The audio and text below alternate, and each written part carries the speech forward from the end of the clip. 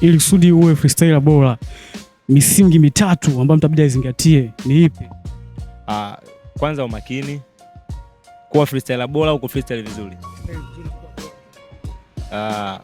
Kufreestyle vizuri inabidi uwe makini wakati unafanya kile kitu, umeona? Kwa sababu ukichana, kuna mtu atacheka, kuna mtu atakupatana, kuna mtu atakushika labda bega, kuna mtu, si unaelewa?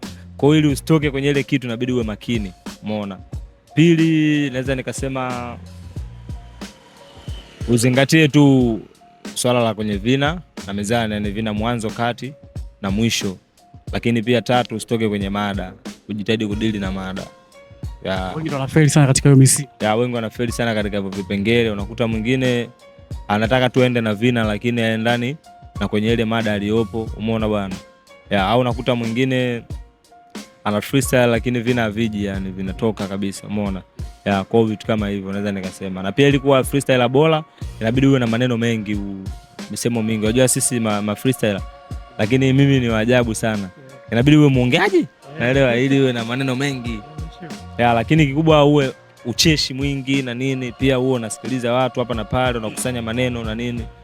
Hivyo, na pia confidence na nidhamu.